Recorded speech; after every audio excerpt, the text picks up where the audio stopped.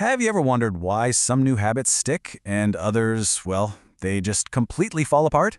Today, we're jumping into James Clear's game-changing book, Atomic Habits, to figure out the real secret to how incredibly tiny changes can lead to absolutely remarkable, life-altering results.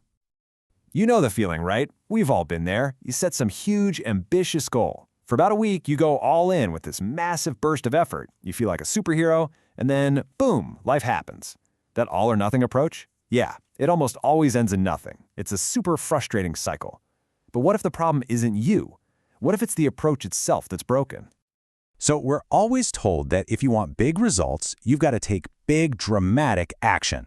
Well, Atomic Habits basically flips that entire idea on its head.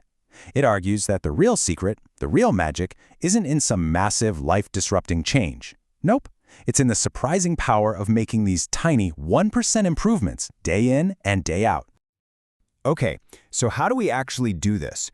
We're going to break down 4 key ideas from the book. First, the incredible math behind the 1% rule. Then, we'll talk about why you should focus on systems, not goals. After that, we get into the deep psychological trick of the identity shift.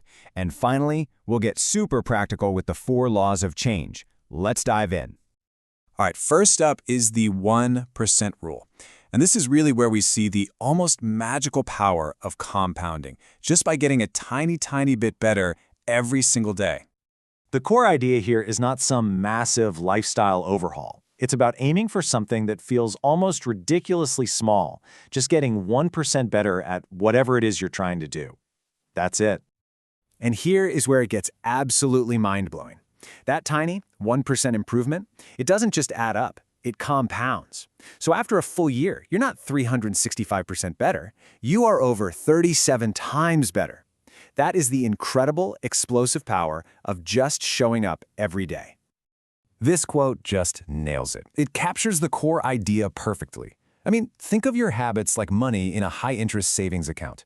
Your small daily deposits of effort start to grow exponentially, creating a result that is way bigger than the sum of what you put in. So if that compounding effect is the what, our next point is really about the how. To make these small habits actually stick around, we need a fundamental shift in our mindset away from goals and towards systems. Just think about the difference here.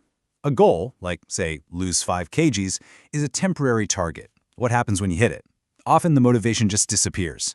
But a system, like exercise routinely, is a continuous process. It's something you live by. And the results? They just become a natural byproduct of the system you're running, which makes your progress so much more sustainable.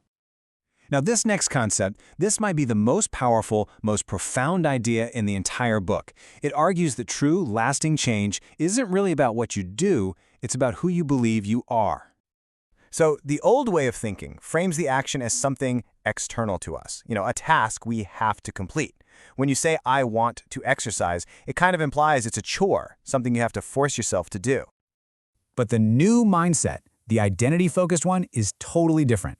You say, I am an active person. Can you feel the difference? When your actions are just a natural expression of who you believe you are, it's not a chore anymore. You're just being yourself. And that, right there, is the ultimate goal. Because when a habit becomes a part of your core identity, you don't need to scrounge around for motivation anymore. It's just automatic. It is simply who you are and what you do. Okay, so we've got the mindset down. Now for the practical playbook. The book gives us this simple but incredibly powerful framework for actually building good habits and breaking bad ones, and it's called the 4 Laws of Change. You see, every single habit we have, good or bad, follows this exact same 4-step loop. There's a cue, which is the trigger. Then comes the craving, the motivation. After that is the response, which is the habit itself. And finally, the reward, which satisfies that craving and tells your brain, hey, let's do that again. And this is how we can actually take control and engineer that loop to our advantage. If you want to build a good habit, you have to make the cue obvious, make the craving attractive, make the action easy, and make the reward satisfying. And if you want to break a bad habit, well, you just do the exact opposite for each step. It's a simple, powerful toolkit for designing your own behavior. So let's just tie this all together. Forget about the grand gestures and massive overhauls. Real, lasting change comes from those tiny, consistent actions. The playbook is simple. Focus on building your systems, not just chasing goals. Build the identity of the person you actually want to become. And then use those 4 laws to make good habits the easiest, most obvious choice you can make. And that really leaves us with just one question. Not for next month or even next week, but for right now, today. What is the one tiny, almost effortless change that you can make that your future self will absolutely thank you for?